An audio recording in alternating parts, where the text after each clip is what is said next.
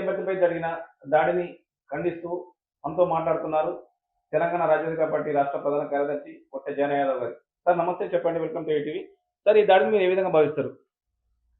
తెలంగాణ రాష్ట్రంలో అగ్రవర్ణాల ఆగడాలకు వాళ్ళ యొక్క అఘాయిత్యాలకు మరి అడ్డు అదుపు లేకుండా పోతున్నటువంటి పరిస్థితి చూస్తూ ఉన్నాం.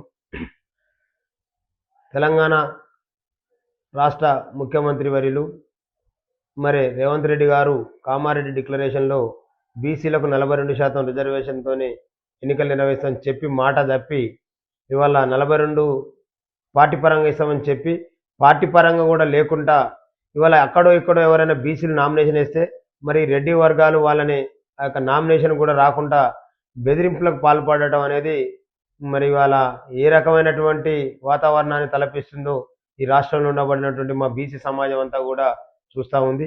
ఇవాళ నామినేషన్లకు బెదిరించడమే కాకుండా మరి మూత్రం దాపడం అనేటటువంటి దుర్మార్గమైనటువంటి చర్యని తీవ్రంగా ఖండిస్తూ ఉన్నాం. ఖచ్చితంగా ఈ పార్టీలకు బుద్ధి చెప్పేటటువంటి సమయం దగ్గరలో పడ్డది. ఇవాళ వాళ్ళ యొక్క అఘాయిత్యాలకు, వాళ్ళ యొక్క అహంకారానికి, వాళ్ళ యొక్క పొగరుబోతు తనానికి మరి బీసీ సమాజం అంతా కూడా మరి చెక్ పెట్టడానికి ఈ రాష్ట్రం అంతా సిద్ధమవుతా ఉంది.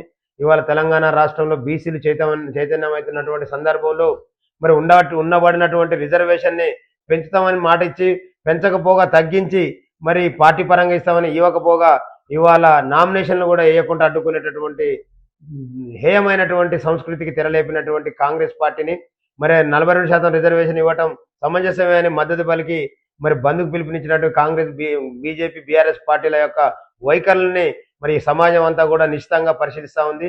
ఈ మెజార్టీ ప్రజలైనటువంటి తెలంగాణ రాష్ట్రంలో ఉండబడినటువంటి బీసీ, ఎస్సీ, ఎస్టీ మైనార్టీ ప్రజలారా ఇప్పటికైనా కళ్ళు తెరవాల్సినటువంటి సమయం వచ్చింది.